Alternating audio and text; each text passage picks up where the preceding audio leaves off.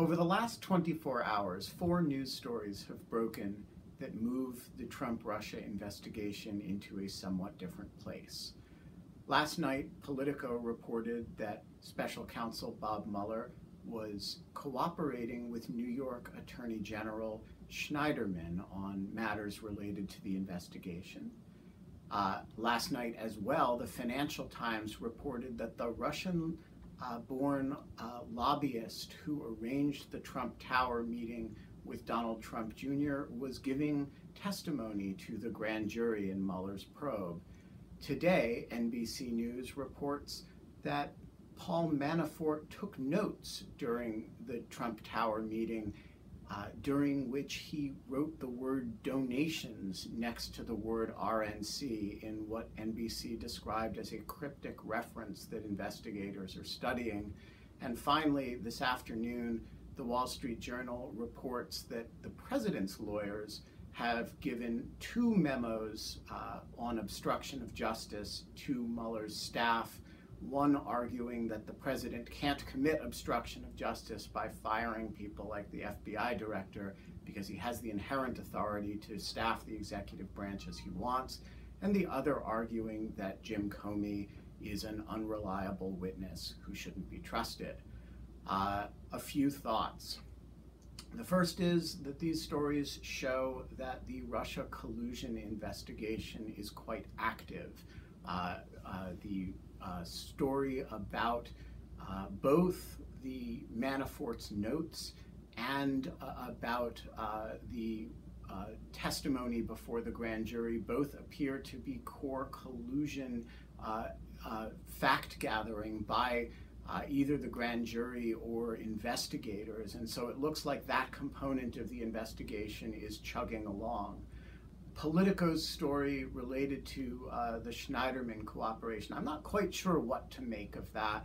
It could be relatively routine, if somewhat unusual, cooperation between 2 different law enforcement agencies that have both interests in similar conduct, but it could also be something much more substantial than that. The Politico story suggested that part of the point might be to shift the locus of some prosecutorial energy to state authorities where the president does not have the ability to fire the prosecutor, and he does not have the ability to use the pardon power. And there was some suggestion in the story as well that this was in an effort to put pressure on Manafort. So if that's actually what's going on here, and I think we have to keep an open mind about that, that's really a very big deal. The third point, which is a reminder from that NBC story about Manafort's notes, is that these facts any day can get worse. We thought we sort of knew what happened in that Trump Tower meeting, and now there's that cryptic word, donations. A lot of people this afternoon are asking me the question, why is this Wall Street Journal story important? And I want to flag 2 areas in which this Wall Street Journal story about these 2 memos on obstruction of justice are, I think, is a significant development. The first is the president's lawyers seem to have submitted these memos in an attempt because they believed that Bob Mueller has front-burnered the obstruction of justice matter. And so there's 2 possibilities here. One is that they're wrong about that, and the other is that they're right about that. I suspect they may be right, that this may be an attempt to get ahead of what they think is the part of the investigation that is moving the fastest and on which the president himself may have the most problem. And so as a window into the president's lawyers' thinking, I think it's a very interesting development.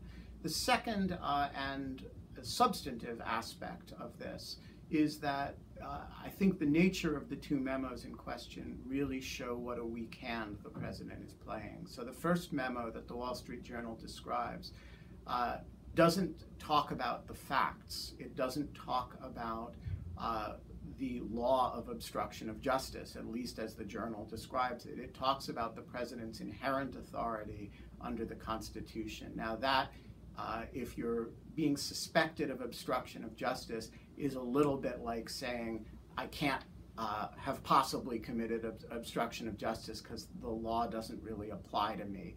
There are situations in which the president has inherent authority to do things that other people don't have the authority to do. One of them is not obstruct justice. And so I think that the nature of that argument suggests a very weak hand on the president's part. The second memo, similarly, is not an attempt to argue that the president's conduct was, in fact, entirely reasonable. It's a don't believe this guy kind of argument. So if you take those two together, and by the way, one thing that will not happen is that this will be resolved on the basis that Jim Comey is not credible. And so if you take that together, an implausible legal theory and a factually implausible statement about the principal witness, I think you have a window into the weakness of the president's legal defense. And that's why I think that Wall Street Journal story is actually a very significant insight, offers a significant insight into what's going on right now.